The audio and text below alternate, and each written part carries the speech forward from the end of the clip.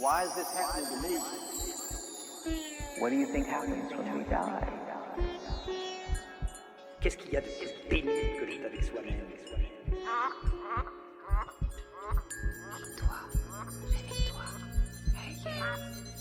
It's time to wake up. Réveille-toi, hey. Réveille-toi. Wake up, wake up, wake up. Bienvenue dans Wake Up Conversations, une interview intimiste, humaniste, où l'on aborde les grands mystères de la vie. Qui sommes-nous ? Quel est le sens de notre existence ? Que se passe-t-il après la mort ? Avons-nous tous un destin ? Je suis Anaïs Raoux, directrice de l'école de développement personnel Wake Up, et on va parler ici des sujets qui nous tiennent à cœur au sein de l'école. Des sujets qui aident à grandir, des sujets qui dérangent, des sujets qui éveillent les consciences et redonnent le pouvoir à ceux qui osent y croire. Aujourd'hui, je reçois Claudie Héniéré, la première femme européenne à être allée dans l'espace. Médecin, docteur en neurosciences, astronaute, ministre 2 fois et désormais conseillère auprès du directeur général de l'ESA, l'European Space Agency, Claudie Héniéré a eu 1001 vies. Engagée auprès des jeunes filles et pour l'écologie, elle partage avec nous son parcours et l'overview effect qu'elle a expérimenté dans l'espace. On parle aussi ensemble de sa préparation pour la mission spatiale, d'incertitude, de diversité culturelle et de l'importance d'apprécier les petites choses de la vie. Installez-vous confortablement, je vous emmène dans cette conversation avec Claudie Héniéré. Merci Claudie de nous accueillir ici à l'ESA. Vous êtes née le 13 mai 1957 au Creusot. Qui était la petite Claudie enfant ? Bonjour, ravie de passer ce moment avec vous. Alors oui, je suis née au Creusot, donc dans une Bourgogne plus industrielle qu'une Bourgogne des vins, dans une famille où j'avais une grande sœur et un petit frère. Pas dans une grande ville, donc plutôt ces régions de province où voilà, on était en contact avec la nature. Donc on faisait partie d'une famille de sportifs proches de la nature, donc voilà, des curieux. Et je crois que parmi la fratrie, j'étais quand même la curieuse, l'exploratrice, celle qui a envie de toujours découvrir au-delà, de comprendre pourquoi, posant plein de questions. Voilà, une petite fille pas vraiment impertinente, mais en tout cas curieuse et désireuse de comprendre et de découvrir. Génial. Et quels autres souvenirs vous avez de votre enfance ? Un goût pour la science particulier ou pas encore, ou qui s'est développé plus tard ? Alors j'ai eu la chance de bien marcher à l'école. Enfin, voilà, j'avais pas de difficultés dans le parcours. Je travaillais beaucoup. Je dis souvent que peut-être par rapport à d'autres camarades de l'époque, je passais plutôt mes week-ends à faire des versions latines avec quelques copains de la classe de latin ou de la classe de grec. Voilà, donc j'aimais travailler. J'aimais aussi faire du sport. Je suis une gymnaste. J'ai fait de la compétition en gymnastique. J'aimais découvrir la nature, les beaux paysages, me promener autour de la maison et dans la campagne environnante.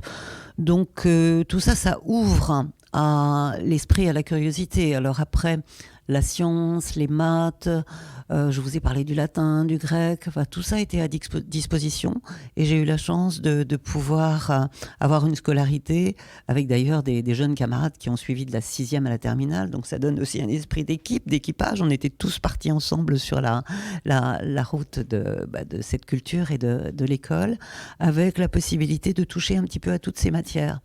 Et ça m'apparaît aujourd'hui comme quelque chose d'essentiel. Développer cette curiosité, cette capacité d'aller toucher un petit peu tous les outils qui feront que vous vous sentirez capable d'avancer dans la vie.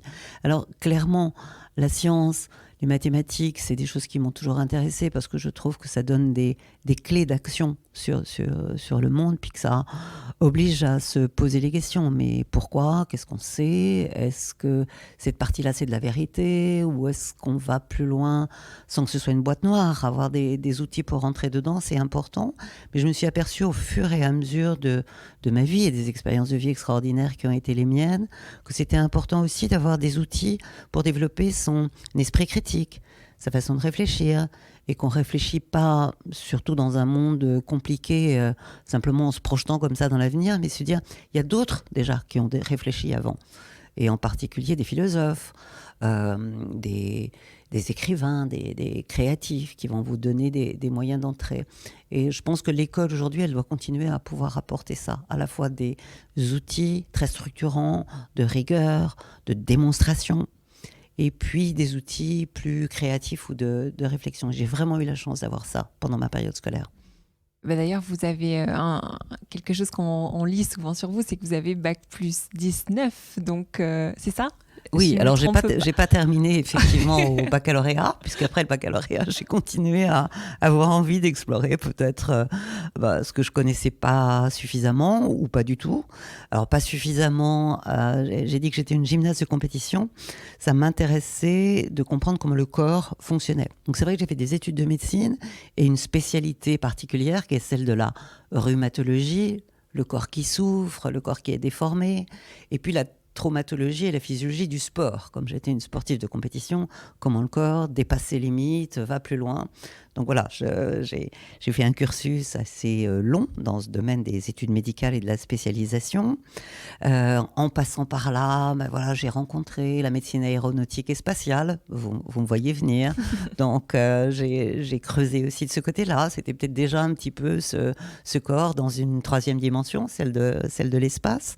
Et puis j'ai eu la chance, à un moment donné, de tomber sur un appel à candidature du CNES, l'Agence française de l'espace, alors que j'étais médecin rhumatologue à l'hôpital Cochin, qui donnait la possibilité de candidater pour devenir un astronaute en charge des programmes scientifiques dans les stations spatiales. Alors souvent on me pose la question, mais pourquoi ça a réveillé chez vous l'envie d'y participer ? Et je réponds que j'ai eu la chance de vivre le 21 juillet 1969. C'est ça, vous le racontez souvent comme un événement marquant. Je me suis demandé, est-ce que vous étiez devant la télé à ce moment-là ? Racontez-nous. J'étais une petite fille de 12 ans. Vous avez dit tout à l'heure que je suis née en 57, donc 69. Voilà, j'étais une petite fille curieuse que j'ai évoquée en vacances avec les parents, frères et sœurs, et l'autorisation de nos parents de regarder à la télévision dans le camping où on était en vacances, ce moment absolument extraordinaire. Et je l'ai vécu comme quelque chose de magique, de transformant.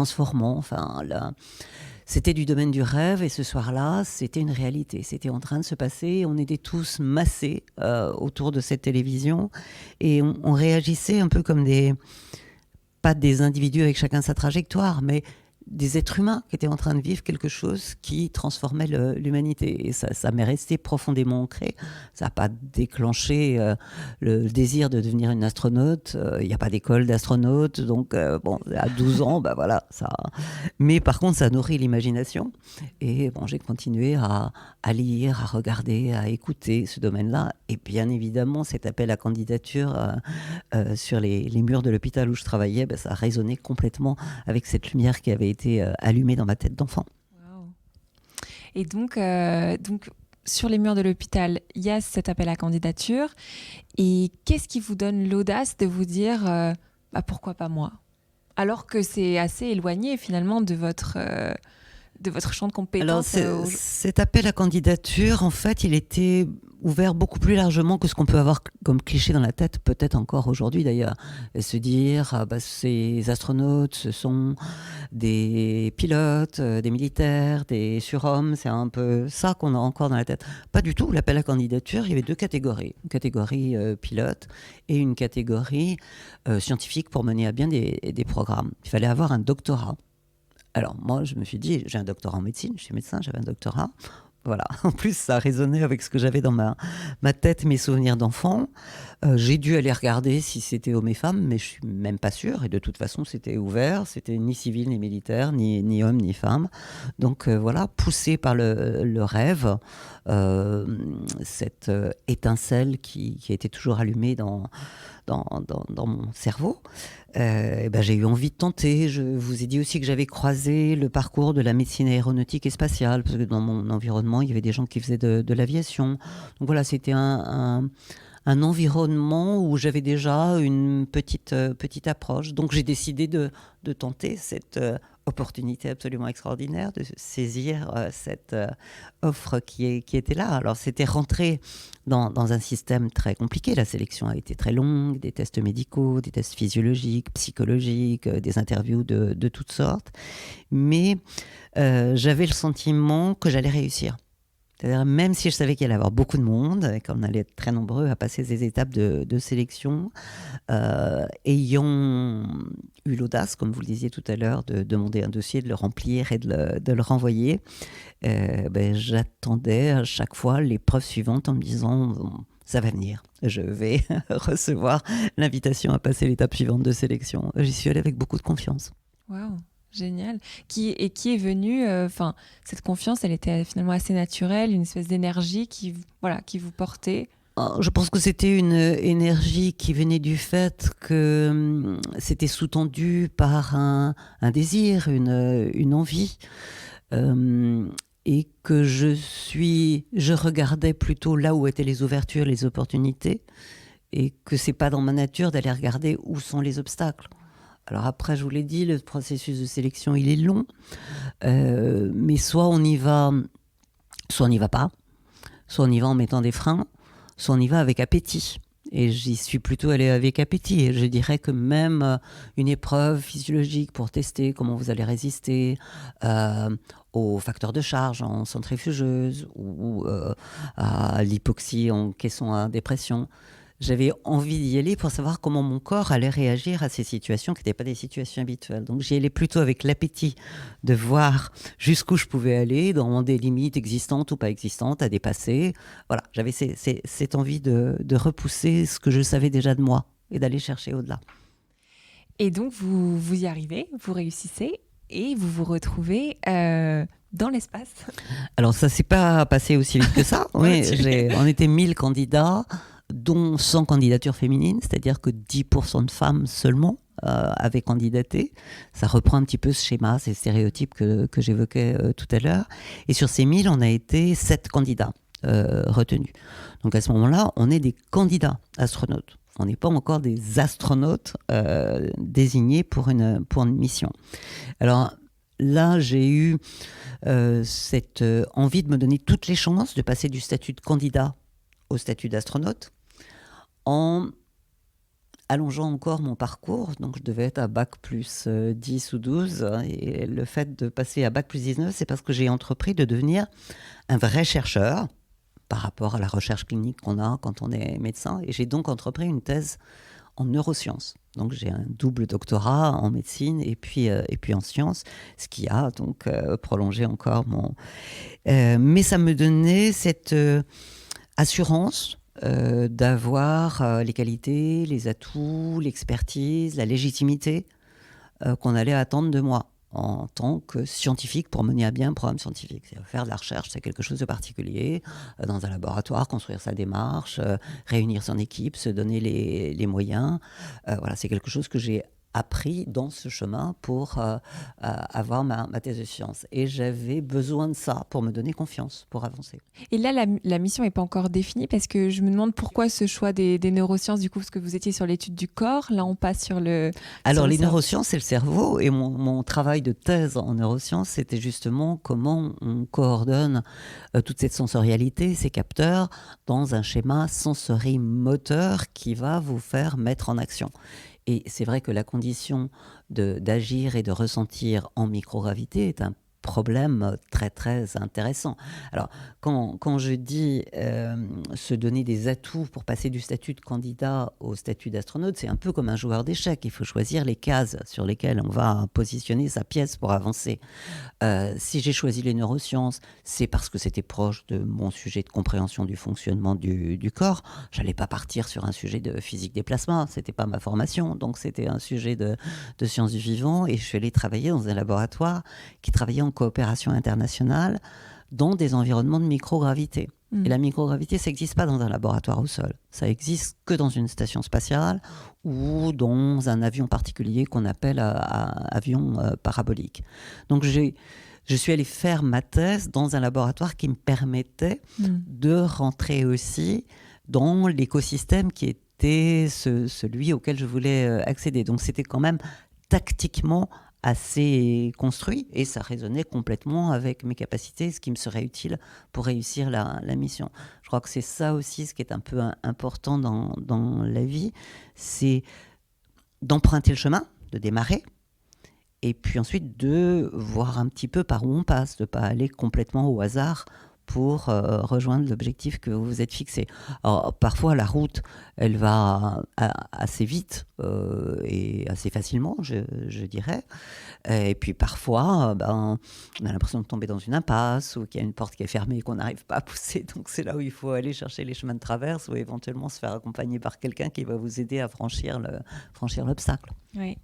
Et d'ailleurs, moi, ce que je trouve assez, là, quand vous racontez l'histoire, c'est admirable, c'est remarquable, parce qu'il y a une notion de, ok, je m'engage pour 50 plus avec ce cap, cette vision, et j'en démords pas, je persévère, je tiens le. Ah oui, la persévérance et la patience et la détermination sont des éléments essentiels pour devenir un astronaute, avoir une carrière d'astronaute. Alors bon, j'ai été sélectionnée en 1985 par le Centre national d'études spatiales et ma première mission c'était 1996. Donc voilà, c'est pas évidemment pas 11 années d'attente puisqu'il y a eu la thèse, puisqu'il y a eu une première préparation à un vol comme doublure, backup d'un équipage. On envoie toujours 2 équipages se préparer pour une mission spatiale. Mais voilà, il faut être patient, persévérant dans son travail, dans les atouts, justement, les expertises que l'on accumule, se maintenir en bonne condition physique, parce que bien évidemment, c'est aussi un élément important, au-delà de tout ce qui est intellectuellement ou opérationnellement le travail de l'astronaute. Voilà, donc patience, persévérance, détermination et continuer à alimenter son envie et son désir. Mais le plus on approche sur le chemin, le plus le désir s'amplifie, je dirais. Et bon, il y a une question qui me brûle la langue, c'est quand vous êtes dans cette station spatiale, que vous regardez à travers le hublot, vous voyez cette planète Terre. Et donc, racontez-nous un peu ce que ça fait quand on vit ça. Alors l'entraînement est long, on discute avec les autres collègues, cosmonautes, astronautes. Moi j'ai passé près de 10 ans de ma vie à la Cité des Étoiles près de Moscou. On n'est pas très nombreux à avoir eu cette chance de voler, un petit peu moins de 600, je crois qu'on est 570 aujourd'hui. Donc quand on est ce qu'on appelle dans le métier un rookie, on n'a encore jamais volé, on échange avec les cosmonautes vétérans qui ont déjà 1 vol, 2 vols, 3 vols. Alors ils vous racontent et puis vous passez ces longues années à l'entraînement pour vous préparer à toutes les situations de la mission et puis à mener votre mission scientifique pour ma part.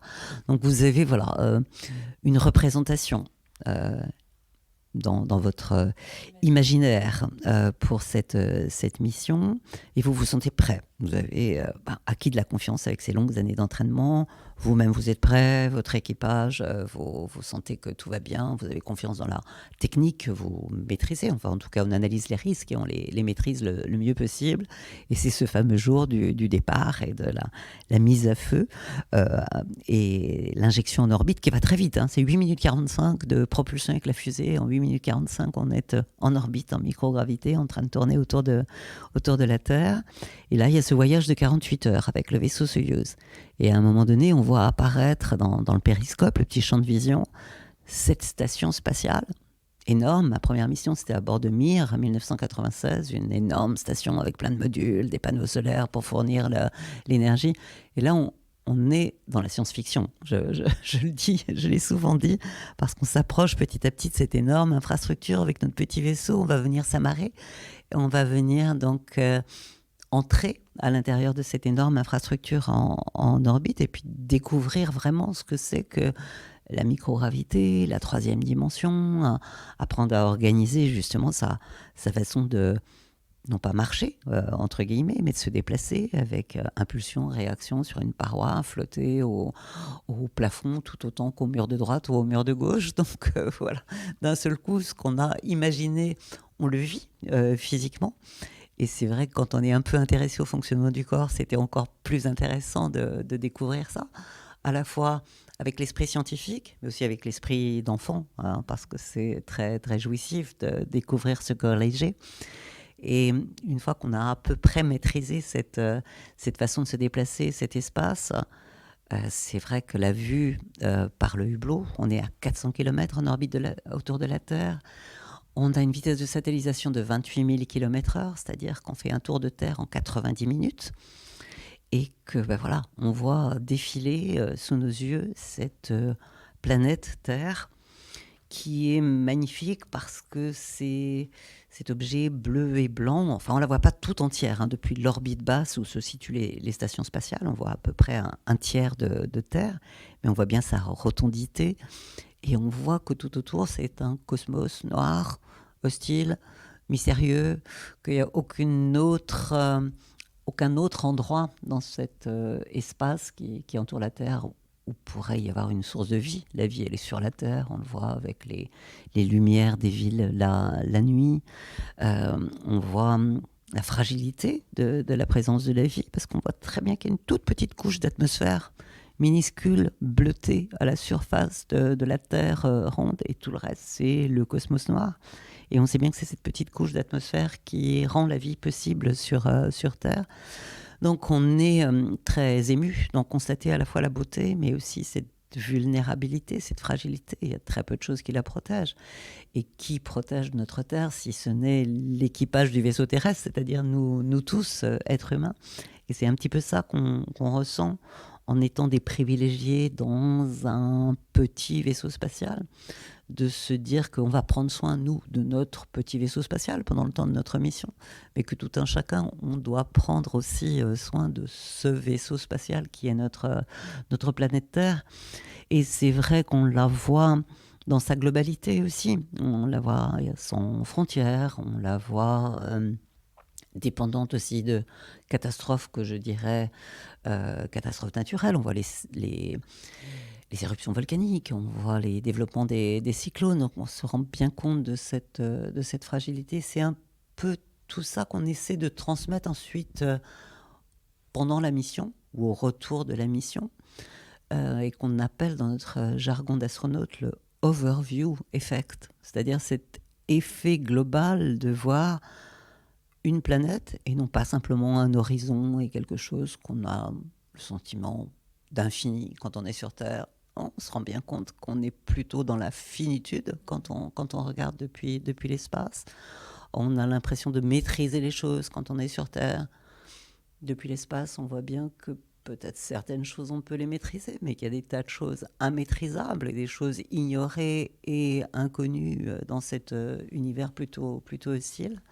Donc c'est ce qu'on essaie de transmettre. C'est beaucoup à la fois d'émotions, un peu de rationalité. On montre aussi des images. Moi, j'ai eu la chance de voler à plusieurs reprises et je montre par exemple l'image de la réduction de la surface de la mer d'Aral en Asie centrale, entre le vol de 96 et le vol de 2001.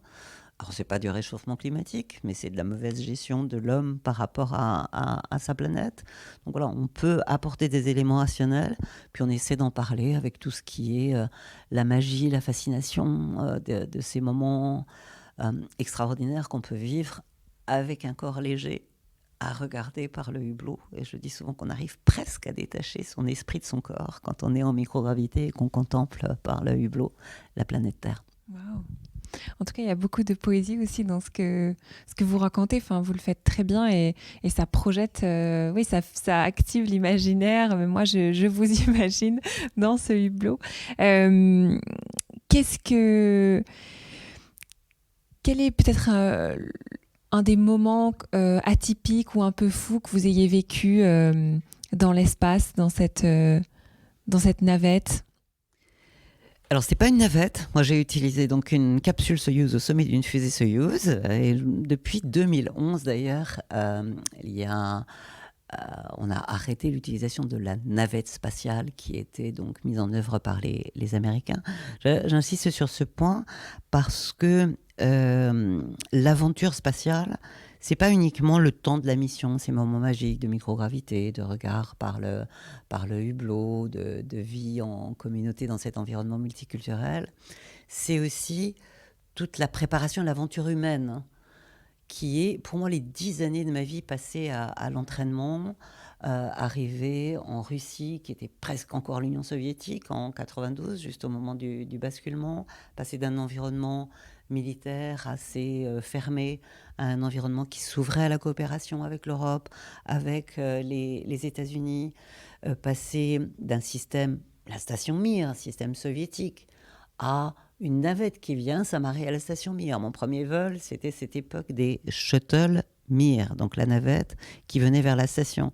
Et puis ensemble, sur le plan opérationnel, sur le plan technique avec les ingénieurs, sur le plan scientifique, construire la station spatiale internationale. Je dirais c'est un merveilleux outil diplomatique. Et il n'y en a pas beaucoup d'autres dans le monde aujourd'hui où on voit les Américains, les Russes, les Européens, les Japonais, les Canadiens, c'est les 5 partenaires de la station, travailler ensemble et continuer à avancer ensemble. On voit bien qu'aujourd'hui, dans le monde géopolitique, c'est parfois compliqué entre les États-Unis et la Russie en particulier. Mais qui emmène tous les astronautes à l'international aujourd'hui à bord de la station? C'est un vaisseau russe. Donc quand je parle d'une diplomatie par la science, par cet outil magnifique qu'est la Station spatiale internationale, je trouve que c'est quelque chose de très fort. Et ce qui m'a vraiment appris beaucoup, c'est cette aventure humaine que j'ai eu la chance de vivre pendant 10 ans, pendant la période d'entraînement, de préparation et réalisation de la mission. Avec tout ce que la diversité peut apporter quand on se lance dans une aventure qui est quand même une aventure de l'humanité, celle de l'exploration et de la conquête spatiale.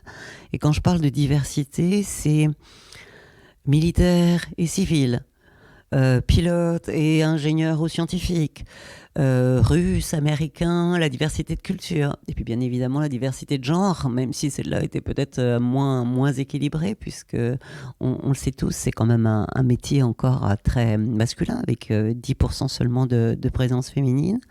Mais ces diversités culturelles, de background, d'âge, de génération, entre les astronautes qui volent pour la première fois et ceux qui ont déjà volé 5 fois, 6 fois, qui ont une expérience du vol. Et puis cette diversité de genre, moi c'est ça que je retiens essentiellement de cette merveilleuse aventure que j'ai eu la chance de vivre. Et vous le dites, vous étiez très préparé, très entraîné, ça demandait énormément d'années. Est-ce qu'il y a eu pendant ces voyages, pendant les expéditions que vous avez faites, des moments d'incertitude, des moments auxquels vous n'étiez pas si préparé que cela finalement? Alors l'entraînement est long, avec une lourde partie de théorie, d'apprentissage des systèmes, parce que ce sont des systèmes complexes, donc il faut les maîtriser. Et puis ensuite des simulateurs où on vous met en situation dans laquelle il va y avoir des pannes et on apprend en équipage à trouver des solutions pour ces situations difficiles. Et on le dit tous souvent, ça nous est arrivé d'avoir des échecs pendant les simulations, même de mourir par dépressurisation, non-contrôle d'une fuite de carburant. Mais c'est fait pour apprendre à sortir des situations complexes. Donc oui, des situations mal connues ou pas complètement maîtrisées, on en rencontre à l'entraînement. Moi, après, j'ai eu la chance d'avoir 2 missions spatiales où tout a été complètement nominal. Et je dis souvent, le vol a été même plus facile que l'entraînement et les simulateurs, parce que les situations étaient celles qu'on nous avait enseignées sur le plan opérationnel. Après, sur le plan scientifique, il y avait plein de découvertes scientifiques où on était parti pour voir apparaître quelque chose sur l'écran de contrôle de son laboratoire de physique des plasmas, et c'était pas du tout ce que les équipes au sol vous avez prévu, parce que on connaît pas les lois de la physique ou les lois de la biologie en absence de gravité. Donc ça, c'est le côté découverte scientifique et technologique qui était intéressant. On est bien préparé, l'entraînement est long, on est bien préparé individuellement, on se sent en capacité de maîtriser. Et ce long parcours, c'est aussi un parcours de constitution d'équipage. Et j'insiste sur cette notion d'équipage. Dans des environnements complexes, multitâches, où vous allez être amené à faire des choses compliquées, cette intelligence collective, elle est essentielle. Elle ne peut être active que si vraiment il y a de la confiance entre chacun des individus. Et ces longs mois de préparation, de situations difficiles, en simulateur, en stage de survie, dans des conditions parfois éprouvantes, c'est ce qui vous permet de constituer cet esprit d'équipe, d'équipage, en sachant que dans ces situations difficiles, bien évidemment, vous allez rencontrer des fragilités, des faiblesses, voire des échecs des uns ou des autres. Et que c'est ensemble qu'on arrivera à se sortir de la situation. Et ça, je trouve que l'entraînement l'apprend bien. Oui, ma question, effectivement, c'était plus sur l'incertitude et même donc ce que je comprends, ce que vous dites très bien, mais est-ce que vous avez eu peur à un moment? Est-ce qu'il y a eu ce sentiment à un moment donné, même au décollage, ou est-ce que ça a été complètement absent finalement, cette notion de peur? Parce que la confiance, parce que préparé, parce que... Je dirais qu'ayant eu des vols nominaux, donc sans problème particulier, j'ai pas de souvenir d'un moment de peur. Des moments de vigilance parce qu'on se dit ah là ça va être compliqué, il faut vraiment que j'ai tout bien en tête et que je sache bien. Oui, mais ça c'est la vigilance d'une tâche opérationnelle complexe et il y a beaucoup d'ingénieurs ou des tas de gens dans leur métier qui y sont confrontés. Bonne préparation, confiance, vous l'avez dit, c'est essentiel. Après cette longue persévérance qu'on a évoquée, à un moment donné, on a envie que ça se réalise. Donc, il y a beaucoup d'impatience à vivre ce moment-là. Et puis, une aventure comme celle-là, c'est une aventure où on veut profiter de chacune des secondes de ce qu'on va découvrir. Donc, on n'a pas peur de cet inconnu. On a envie de le découvrir et de le tester. Que ce soit corporellement, physiquement, découvrir jusqu'où on peut aller, comment on peut maîtriser des situations.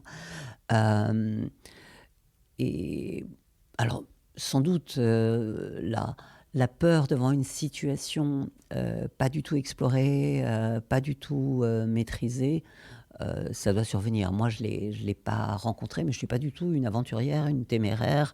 Et j'ai toujours été confrontée à des situations dont j'avais la possibilité de les maîtriser. Donc, je ne sais pas parler de la peur dans le système très fiable aussi, qui était le système russe, qui est un système où il y a déjà 1700 tirs de cette fusée Soyouz qui a emporté des équipages. Donc on sent qu'on part sur quand même un vaisseau bien maîtrisé, des situations de redondance, de sauvegarde de l'équipage à tout moment de la mission.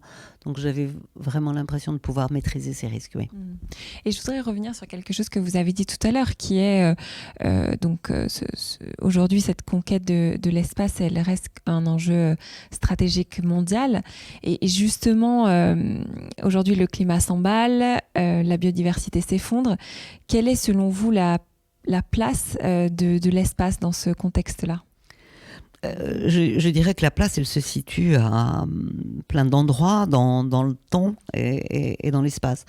Déjà, si on a cette conscience écologique, je dirais, de notre planète Terre, cette blue pale dot, cette petite tache bleue perdue dans l'univers, ce sont les images de l'espace.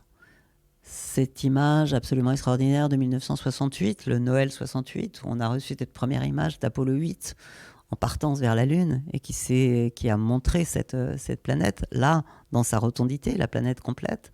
C'est là où on a regardé à distance la Terre et on s'est rendu compte de cette fragilité. Donc ça, c'est un élément important. Aujourd'hui, sur le plan pratique et opérationnel, il y a bien évidemment beaucoup de satellites dans l'espace, en particulier des satellites d'observation de la Terre qui font des images et qui nous donnent les données d'évaluation de cette progression du changement climatique ou des pertes de diversité. On a des images d'observation de la Terre qui nous montrent la répartition justement de ces poches qui nous permettent de contrôler le CO2 au niveau des forêts, de mesurer le niveau d'élévation de la mer, de voir la fonte de la banquise, d'analyser la composition de l'atmosphère, la composition des mers. Donc on a vraiment dans ce qu'on appelle les variables climatiques essentielles, qui sont celles qui nous permettent de mesurer à partir de la COP21, donc l'ensemble des des efforts qui peuvent être amenés à maîtriser ce changement climatique. Il y a 50 variables climatiques essentielles. 26 de ces 50 variables climatiques essentielles relèvent de données qui nous viennent de l'espace. Donc, sur un plan des applications de ces satellites, c'est un outil considérable pour mieux maîtriser, mieux connaître et mieux évaluer. Ensuite, c'est pas parce qu'on a des soucis du quotidien, des soucis du moyen terme, qu'on ne doit pas garder cette possibilité de continuer à explorer, de repousser les frontières de ce qu'on connaît, de ce qu'on ne connaît pas, d'avoir cet esprit d'exploration. Et l'exploration, elle fait partie de ce qui fait avancer l'humain.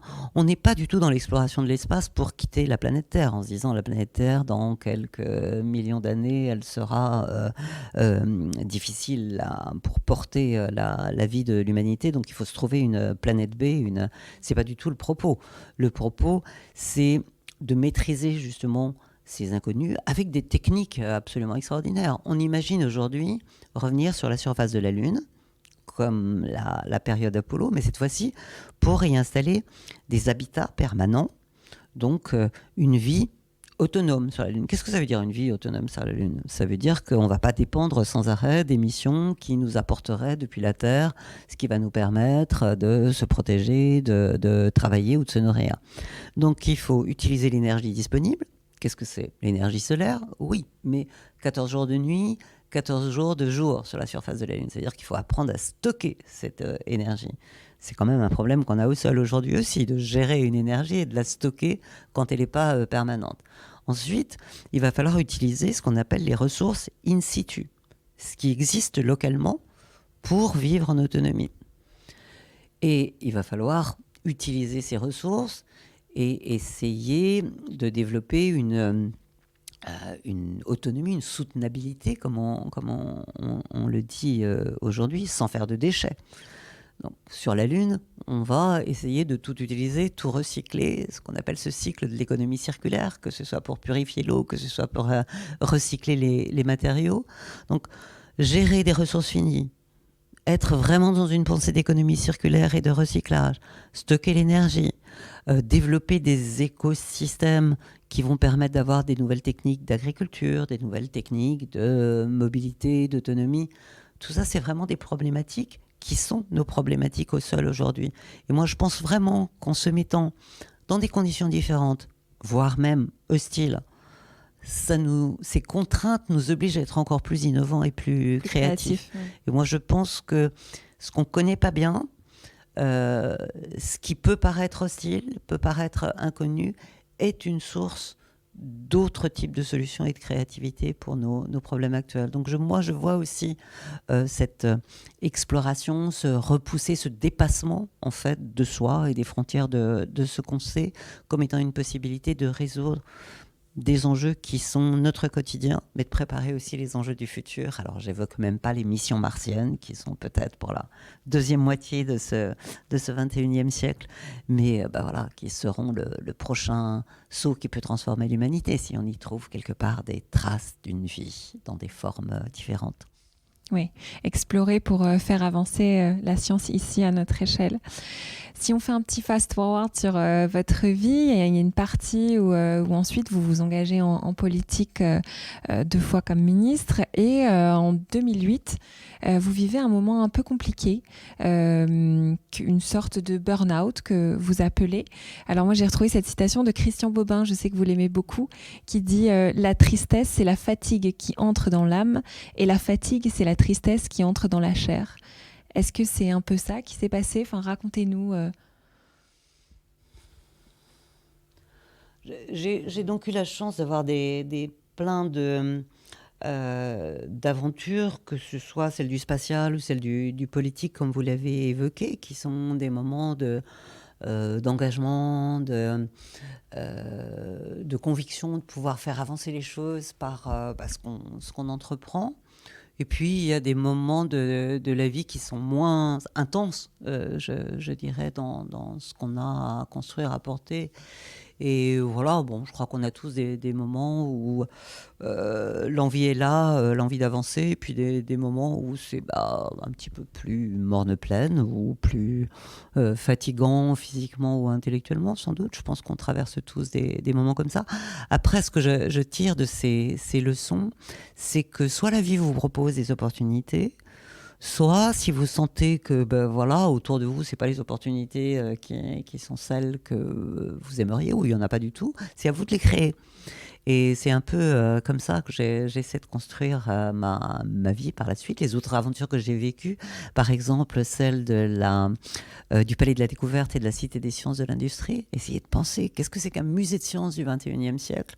Voilà, c'est quelque chose qui, d'un seul coup, m'a redonné cette envie de me mobiliser, de m'engager, parce que je pensais pouvoir apporter quelque chose.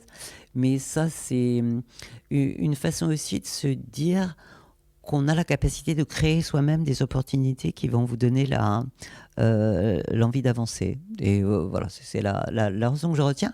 Une autre leçon également, c'est par exemple l'aventure européenne, qui pour moi a été quelque chose de très, très important dans ma vie. Bon, je suis née en 57. 57, c'est non seulement octobre 57, le premier Spoutnik, mais c'est aussi le traité de Rome et la création de l'Europe. Donc je suis née avec 2 étoiles, Europe et espace, au-dessus de mon berceau. Et j'ai été la ministre des Affaires européennes en 2005. Donc cette ministre qui avait souhaité faire de la pédagogie et faire comprendre que en donnant de nouvelles structures à l'Union européenne, on pouvait avancer plus loin. Et c'était le non français au référendum sur le traité de 2005. Donc voilà, pour un ministre des Affaires européennes et une astronaute européenne ayant rejoint l'Agence spatiale européenne, ayant volé avec un drapeau européen, ça a été un moment un petit peu difficile à vivre, parce qu'on n'avait pas réussi à expliquer ou à faire adhérer. C'est important de faire adhérer. On ne peut pas avancer tout seul. Il faut avancer avec les autres et en les entraînant avec soi.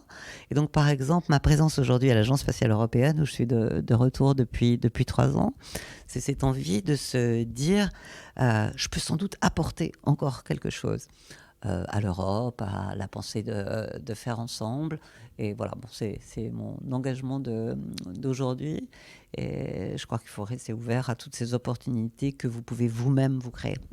Et est-ce que, parce que là, ce que vous décrivez, c'est, voilà, parfois on est vidé de l'énergie, parfois voilà, on ne sait plus, voilà, vous, particulièrement, vous avez accompli des choses qui sont manifestement plus grandes que vous. Est-ce que parfois vous vous questionnez en vous disant, mais pourquoi moi, ou quel sens est-ce que... il y a quelque chose où vous auriez pu être médecin rhumatologue au Creusot. Oui, j'aurais peut-être été très bien comme médecin rhumatologue, sûrement aussi. Après, moi, je rends grâce et je dis merci, effectivement, d'avoir eu la chance de vivre toutes ces aventures. Il y en aura peut-être d'autres. D'ailleurs, j'ai déjà eu 6 vies. Il y en aura peut-être une 7e que j'ai pas encore complètement définie. On voit des choses, on fait des choses extraordinaires dans ces conditions-là. Mais aussi, on vit des choses aussi merveilleuses sur Terre.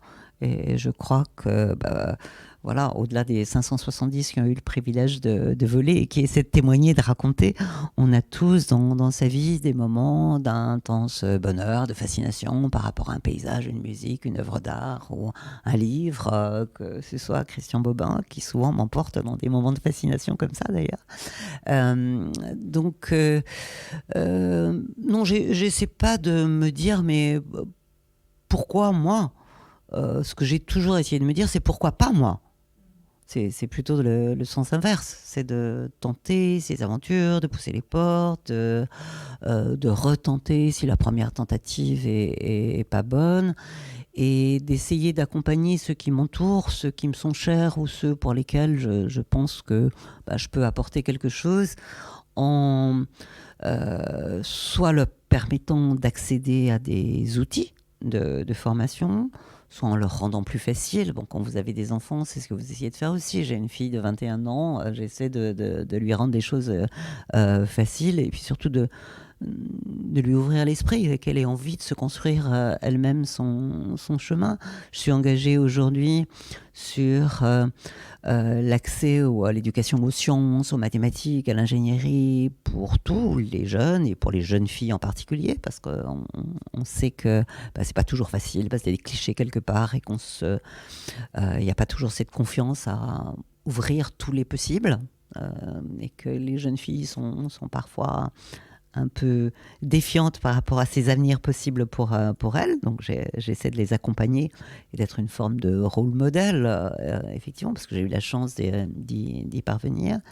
Donc ça, c'est des choses importantes, de pouvoir s'engager pour les autres à partir de l'expertise et de l'expérience qui est la nôtre.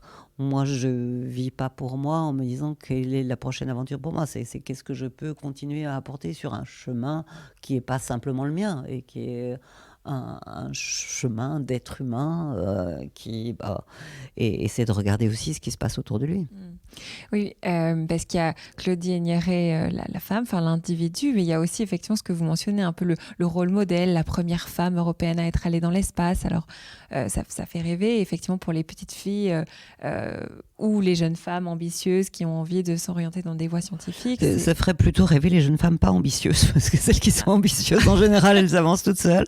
Non, j'ai beaucoup de témoignages de jeunes filles ou de mamans, et même des mamans de 40 ans aujourd'hui, qui me disent que ma mission en 96, ça a été quelque chose d'important pour elles, parce que voilà, ça montrait que c'était possible. Et des fois, on se dit, c'est pas pour moi, c'est pas possible. Alors que montrer les possibles, incarner quelque chose, on manque souvent de modèles d'incarnation. Je parle de ces métiers scientifiques ou de ces métiers d'ingénierie. Si vous ne rencontrez pas des gens qui exercent ce métier, pas beaucoup de représentation de qu'est-ce que c'est un métier d'ingénieur. Vous ne le voyez pas dans les journaux, vous ne le voyez pas à la télévision. Donc l'incarnation et le modèle, c'est quelque chose d'important. Alors évidemment, il n'y a pas beaucoup de modèles féminins dans certains domaines, et moi j'accepte très volontiers d'endosser cette panoplie du rôle modèle, parce que je sais que chez certains, ça peut être le petit élément, le petit maillon qui permet de donner le surplus de courage, qu'on peut appeler l'audace peut-être, d'aller tenter l'aventure pour soi aussi. J'ai toujours beaucoup de bonheur à entendre ces témoignages à un moment donné, vous m'avez aidé. Tant mieux. Donc, justement, est-ce que c'est ça un peu votre vision du féminisme? En tout cas, c'est d'inspirer d'autres femmes à oser, C'est donner de la visibilité à la femme. Et parce que justement, je suis une privilégiée, on parle beaucoup de ce fameux plafond de verre. C'est vrai que j'ai eu des responsabilités qui font que, effectivement, j'ai réussi à... Donc, j'ai une voix, une parole qui peut avoir du poids. Donc la visibilité et la prise de parole, parce que toutes les femmes n'ont pas la possibilité de parler pour elles-mêmes ou de parler pour celles qui les entourent. Donc c'est une responsabilité dont celles qui ont la possibilité d'avoir un impact doivent s'emparer. Et donc, si vous appelez ça du féminisme, je suis féministe dans ce cadre-là, puisque j'utilise effectivement ma possibilité de parler pour entraîner certains mouvements. Et puis, par contre, je l'ai évoqué tout à l'heure, ce qui est important pour moi, c'est la diversité des profils et cette intelligence collective qui va permettre de mieux avancer que ce qu'on a fait jusqu'à présent. L'harmonie. Et l'harmonie, l'ouverture, on essaie d'avancer au bénéfice de chacun et pas simplement d'un groupe ou plus d'un groupe, pourquoi pas. Dans certains cas, des discriminations positives peuvent être intéressantes quand ça avance pas tout seul, mais au bénéfice de l'ensemble, de tous. Et donc voilà, ces réunions exclusivement de femmes pour les femmes, sans que les hommes soient associés à la démarche de progrès, ça me paraît pas toujours utile. Qu'on ait des moments où effectivement on se sente en confiance pour libérer une parole dans un environnement plus féminin, bien évidemment, et quel que soit le lieu. Mais quand on veut passer à l'action, il faut qu'on le fasse ensemble. On parle beaucoup de vos réalisations dans l'espace, mais s'il y a, et vous le disiez aussi, il y a aussi plein de bonheur sur Terre, des petits plaisirs. Mais s'il y a une chose que vous oui, j'arrive pas à le conjuguer, que vous retiendriez, n'importe laquelle de votre vie, quelle est la chose la plus extraordinaire que vous ayez accomplie? Voilà, c'est une question très difficile. Je suis pas sûre d'avoir la réponse. Je dis souvent que j'ai eu plusieurs vies, et je pense que dans chacune de ces vies, je pourrais trouver des moments intenses. Bien évidemment, la vie d'astronaute, c'est quelque chose de extra-ordinaire, puisque c'est extra-terrestre, hein, donc c'est très, très particulier. Et je suis très heureuse de l'avoir vécu. Mais il y a aussi d'autres moments très intenses que j'ai pu vivre, très souvent en lien avec cette idée de le faire en équipe, ensemble. Et ensuite, je me souviens d'un moment qui était une émission de radio il y a quelques années, mais je ne sais plus me souvenir, où c'était un peu ces petits bonheurs, une liste des petits bonheurs par rapport aux grands bonheurs, aux grands moments que vous évoquez. Et j'avais essayé de me souvenir de ces moments parfois fugaces, parfois étonnants, drôles ou mystérieux, que j'avais pu rencontrer dans différentes étapes de ma vie. Et j'en avais fait une liste. Et j'avais trouvé que ça, c'était absolument génial, d'avoir cette capacité d'avoir ces petits plaisirs de la vie qui font que, au total, c'est d'une richesse. Non, c'était l'accumulation des petites choses qui étaient, souvent, je dois le dire, un peu exceptionnelles, parce que j'ai eu la chance de visiter des tas de pays, d'être écouté, être en représentation ou d'être accueilli dans des endroits merveilleux. Donc il y a des petites choses et des grandes choses, mais cette accumulation de moments, je me disais, voilà, ça me donne déjà du plaisir à vivre et de continuer à avoir l'appétit d'en découvrir d'autres dans la suite. Pour clôturer cette conversation, Claudie, j'ai des petites questions auxquelles vous pouvez répondre de manière spontanée. Que croyez-vous avec certitude ?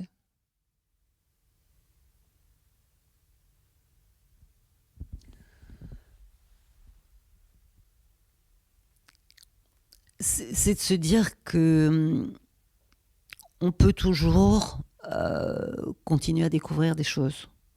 Et c'est donc le contraire de la certitude. Il y a plein de choses incertaines, mais c'est pas parce qu'elles sont incertaines ou inconnues qu'il faut pas essayer d'avancer dans la compréhension. Donc ça, je suis sûre de ça. Il faut continuer à explorer. Que diriez-vous à la petite Claudie de 12 ans ?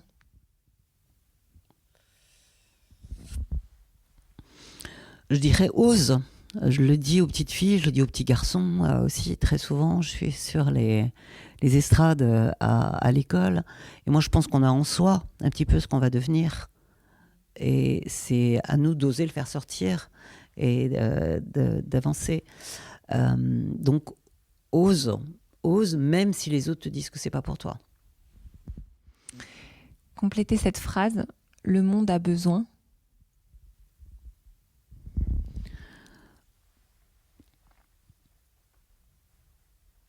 Le monde a besoin de tous. Moi, je dirais, vous allez dire que je suis centrée sur cet aspect de collectif et de diversité. Je pense que le monde a besoin d'essayer d'éviter des fractures, de laisser des gens de côté. Je crois que chacun peut apporter quelque chose. L'avenir, c'est passionnant à la fois, mais hyper compliqué, on le sait bien, avec des enjeux. En tant qu'humain, ayant eu la chance de vivre une aventure de l'humanité, celle de la conquête spatiale, je ne peux pas imaginer qu'on segmente ou qu'on fracture ou qu'on laisse de côté une partie de cette humanité. Peut-être cet overview effect dont j'ai parlé tout à l'heure, de cette planète porteuse de vie, on fait tous partie de cet équipage de la planète. Donc voilà, ce qui était essentiel au monde, c'est qu'on continue à avancer ensemble. Et est-ce que vous avez un mantra ou une citation qui vous accompagne ? Souvent celle des des astronautes. Per aspera ad astra. Ça veut dire au travers de la difficulté, continuer à aller vers les étoiles. Merci Claudie.